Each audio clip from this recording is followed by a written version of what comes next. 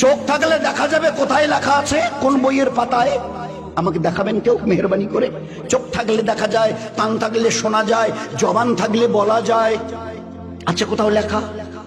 ভাই আপনার নামটা চিল্লাম নাম।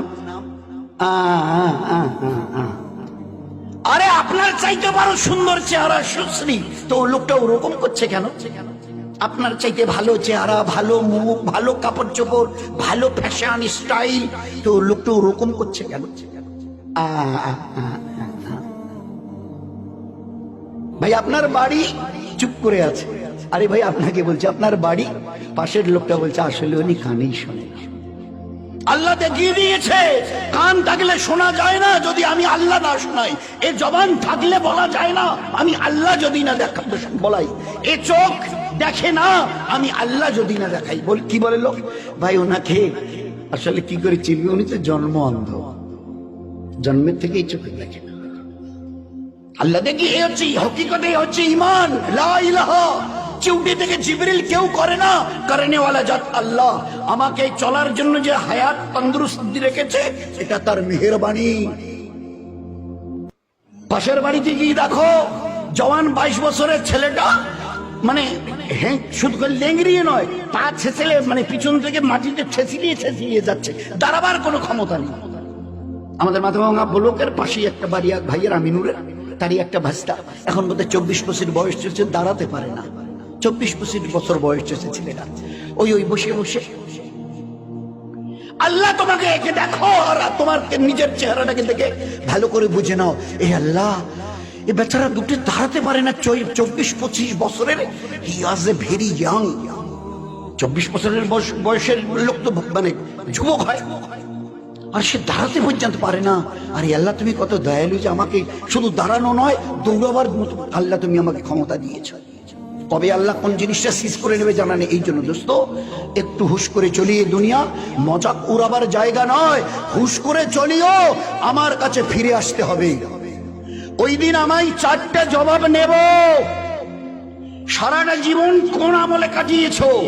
জওয়ানি যখন টকবক করত, ওই জওয়ান কালের পুরো হিসাব শোনাও। Second question will be there.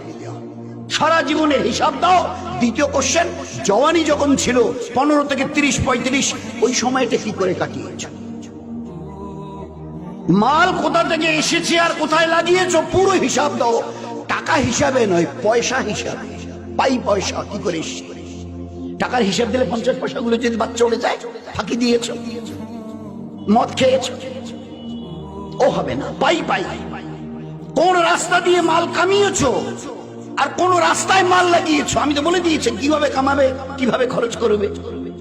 Fourth question will be there. চতুর্থ, যে দিনের ইলম তোমার জানা ছিল তার উপরে কতটা নিজেকে চালিয়েছ। তুমি তো মুসলমান, জানতে 5 ওয়াক্তের নামাজ ফরজ নয়, ফরজে আইন।